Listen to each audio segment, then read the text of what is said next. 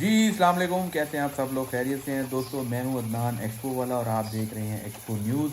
आज की वीडियो शुरू करते हैं। अभी जो मेरा रीसेंट टूर था अफ्रीका का, वहाँ पे मैंने आपको दिखाया था कि कैसे जो गोल्ड फार्मर हैं, बाय द वे मैं गोल्ड के ऊपर भी अगना अगला जो वीलॉग है इंशाल्लाह 1-2 वीलॉग के बाद वो करने जा रहा हूँ कि कैसे आप गोल्ड माइनिंग जो है यहाँ पाकिस्तान में कर सकते हैं और क्या-क्या चीज़ें, कौन-कौन सी निशानियाँ जो बताती हैं कि आपकी ज़मीन में गोल्ड है या नहीं है उस पत्थर में ना स्पेसिफिकली।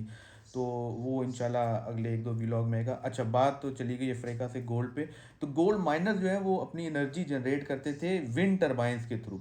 और ये बेल्ट था मसाई मारा का, जहाँ पे आपके नेशनल ज्योग्राफिक वाले और जो हमारे एक बड़े अच्छे यूट्यूबर हैं जो बाइक पे आपको पूरी दुनिया दिखाते रहते हैं, उनसे भी मेरी वहाँ पे मुलाकात हुई थी मसाई मारा के ही जो कैंप से वहाँ पे। तो वहाँ पे वो इसको यूज़ कर रहे थे। ये जो मेरे दोस्त हैं, जिनकी आज हम बात कर रहे हैं, इन्होंने क्या आइडिया दिया, इन्होंने ये आइडिया दिया है कि एक दफ़ा जब आप ट्यूबवेल्स के मतलब एनर्जी लेते हैं तो आप उसको मल्टीप्लाई कर सकते हैं। अच्छा, ये जो मेरे बांग्लादेशी भाई थे, इन्होंने क्या किया, इन्होंने ये किया कि पानी आपका देखें, मैं आपको एक बेसिक प्रिंसिपल पहले क्लियर कर लें कि जो आपका पंखा है ना, अगर आप उसको अगर तो आप उसको इलेक्ट्रिक करंट देते हैं ना 240 वोल्ट, तो वो घूमता है, ठीक है। और अगर आप 240 वोल्ट ऑफ कर दें और उसको उसी स्पीड से घुमाएं तो वो आपको उतनी वोल्ट बैक कर देगा। तो अल्टरनेटर और जनरेटर में कोई ज़्यादा बड़ा फ़र्क नहीं होता है, मोटर में सॉरी। सो ये आपने माइंड में रखना है, ठीक है। थोड़ी सी पेचीदगियाँ होती हैं, थोड़ी सी टेक्निकल चीज़ें होती हैं, वो हम किसी और व्लॉग में डिस्कस करेंगे, लेकिन अभी इस चीज़ को समझाने के लिए आपने माइंड में रखना। अच्छा, अब आप ले लें एक डेनमो, ठीक है, जो कि आपके पीटर इंजन के साथ भी चलती है इंडिया में, यानी कि चावल के सीज़न में वो लोग पीटर इंजन के थ्रू आपका जो है डेनमो यानी जनरेटर चलाते हैं और वो बिजली भी लेते हैं, पानी भी अपने खेतों को देते हैं। और यहाँ पे आपने डेनमो से, इन भाइयों ने क्या किया, इन्होंने डेनमो से वो पानी निकाला, ठीक है। अब हमारा जो कोई भी चीज़ है ना वो ज़मीन की तरफ गिरती है 9.8 मीटर पर सेकंड स्क्वायर की रफ्तार से। अच्छा, अब अगर आपका ये एक समझें डेनमो है, एक जनरेटर है, एक मोटर है, जो भी है, आपने इसको घुमाना है, घुमाना मकसद है ना।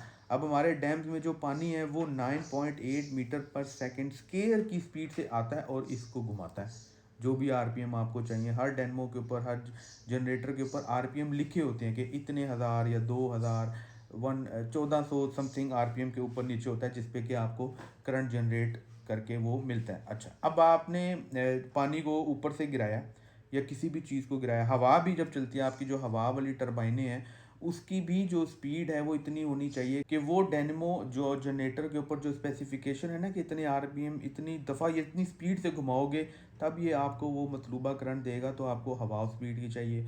अगर आपने इसको पानी से यानी 9.8 मीटर पर सेकंड स्केयर की रफ्तार से घुमाना है तो पानी इतनी स्पीड से आना चाहिए उस पाइप में, डैम से, कि ये घूमे और करंट पैदा हो।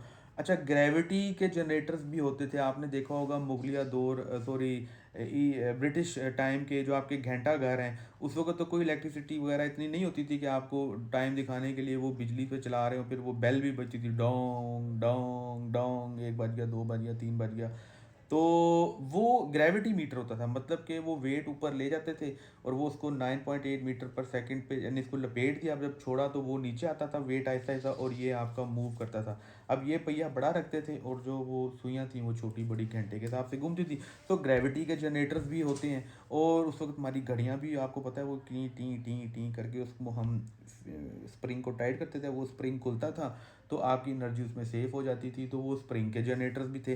तो जनरेटर्स के मल्टीपल फॉर्म्स हैं कि आपने चलाना, आपने इस पहिए को है, मकसद जो आप समझ गए ना इस वीडियो का, कि आपने इस पहिए को घुमाना है। अच्छा, अब इस पहिए को इन भाइयों ने, जो बांग्लादेशी भाइयों थे, इन्होंने घुमाया।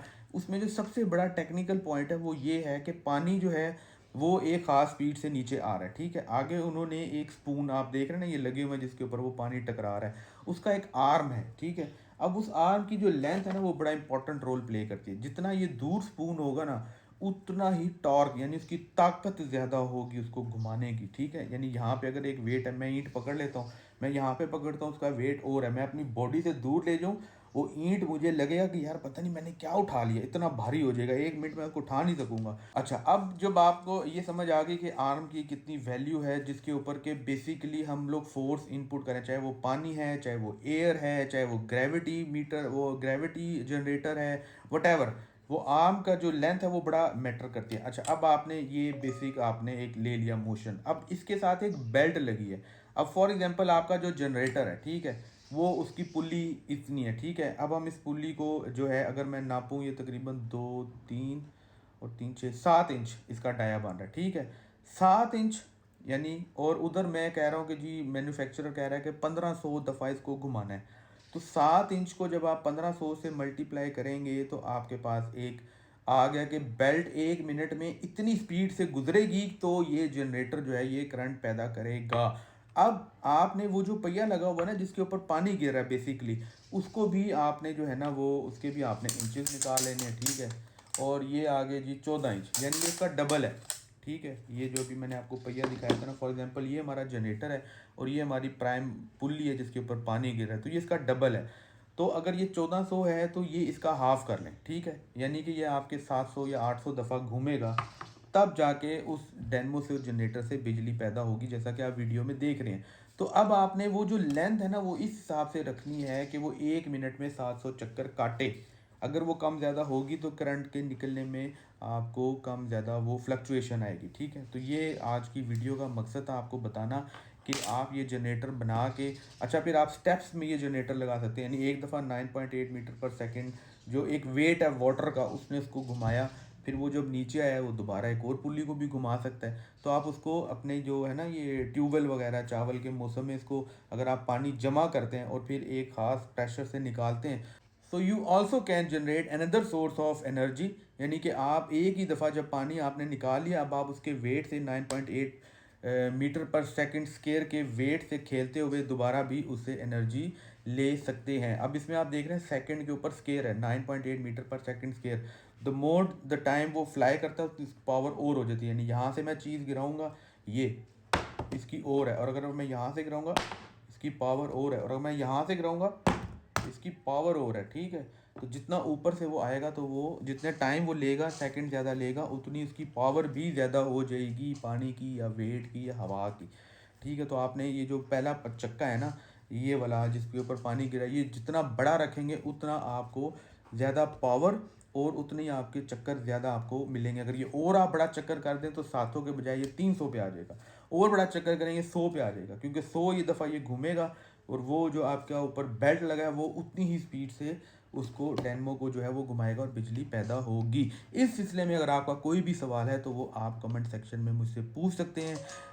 एक्सपेरिमेंट करें। और इसमें ये जो आपको येलो कलर का एक फ्लाई व्हील नज़र आ रहा है, ये सिर्फ उसको बैलेंस करने के लिए है कि जो उसकी एक रोटेटरी मोशन है ना उसमें वाइब्रेशन ना हो और एक स्मूथ आपको वो मिले। यानी कि अगर पानी हल्का सा कहीं 1-2 सेकंड के लिए कम हुआ भी है तो वो फ्लाई व्हील अपने वेट से उसको मैनेज कर लेता है। तो अगली जो एपिसोड है उसमें एक तो है मैं फ्लाइंग कार में बैठा हूँ दुबई में, एक हमारी आ रही है गोल्ड के ऊपर कि गोल्ड कैसे आप सर्च कर सकते हैं अपनी ज़मीन में। जो मेरे भाई पहाड़ी इलाकों से मुझे देख रहे हैं, सॉल्ट रेंज और कहूटा एंड अबव जितना भी आपका गिलगित बल्तिस्तान है, आई विल टेल यू कि कैसे आप चेक कर सकते हैं कि आपकी ज़मीन में पहाड़ों में कहाँ पे सोना मौजूद है। वो बड़े 3-4-5-6 स्टेप्स हैं जो मैंने अफ्रीकन से सीखे थे, और मैं वीडियोस भी आपको दिखाऊंगा। वो मेरे दोस्त हैं वहाँ पे गोल्ड माइनिंग करते हैं ज़मीन के अंदर जाके, लेकिन कुदरत ने तो हमें बाहर ही दिया हुआ है। तो वो एक बड़ी ज़बरदस्त इंटरेस्टिंग एपिसोड होने जा रही है। और फिर जो लोग वहाँ गिलगित बल्तिस्तान से या जिनको लगता है कि यार वहाँ पे हमको ये सिम्टम्स नज़र आए हैं गोल्ड हो सकता है, तो वो फिर मुझे इनवाइट करें, मैं आऊँगा उनके एरिया में और इनको हम वहाँ से गोल्ड निकाल के दिखाएंगे कि भाईजान ये देखें ये हमने गोल्ड निकाला। उसमें थोड़े से टेक्निकल स्टेप्स भी हैं, मरकरी भी इन्वॉल्व है, और उसके अलावा कुछ वो मैं आपको वीलॉग में ना सारा बताऊंगा। ये वीलॉग बड़ा लंबा होता जा रहा है, तो अपना बहुत ख्याल रखें, दुआओं में याद रखें। और एक्सपो सेंटर लाहौर में और एक्सपो सेंटर कराची में, एक्सपो सेंटर मुल्तान में सोलर की एक्सपो आने वाली है, इस पर आपसे मुलाकात होगी अगर आप एनर्जी को लेके बहुत ही सीरियस हैं। इसके अलावा मैं हर एक्सपो कवर करता हूँ, तो किसी भी एक्सपो में आपसे मुलाकात हो सकती है। अपना ख्याल रखें, दुआओं में याद रखें। पाकिस्तान जिंदाबाद। ये आप देख रहे हैं इस वक्त एक फ्लाइंग टैक्सी है जो कि जेटैक्स में इसको लॉन्च किया गया है। ये मैं आपको इसके अंदर लेकर आया हूँ। वाह! और ये इसका कोई टच पैनल है, सामने स्पीड है, ऊपर आप ये देख रहे हैं कि आपको कीज़ दी गई हैं। इन्होंने अभी हमें बताया कि ये 2030 में आपको देखने को मिलेंगे, दे कैन फ्लाई। शायद ये गन भी लगी हुई है। ओह माय गॉड यार, स्टेयर पे बड़ी आसानी से आपको नीचे ले जाता है। इलेक्ट्रिक व्हीकल्स हैं, बम प्रूफ, बुलेट प्रूफ, क्या चीज़ है यार ये। दुबई यार, दुबई है भाईजान। It's a complete a beast fire tender. और वाह, 4 आपके असिस्टेंट पीछे बैठ सकते हैं, 2 ऑपरेटर आगे बैठ सकते हैं। शक्ल से ही कमीना लग रहा है, ये देखें आप। वाह, तो this is something new introduce in Dubai. चलते हैं, खाते पीते हैं। ये पूरा एक पैराबोलिक कर्व बना हुआ है, तो एक इधर है एक उधर है, मीन 2 बोट्स हैं आपके पास। This fifth and this This is a heavy fair vessel. Need special training for this, you give training as well. तो दोस्तों मैं तो बड़ा इंटरेस्टेड हूँ इस मशीन में। $500 की है, सिर्फ आपने एक दफ़ा इन्वेस्टमेंट करनी है। तो this is the done and this is undone. 5 to 12, okay 5 to 12 session में जो है आपका जो फेस है वो लिफ्ट अप होता है।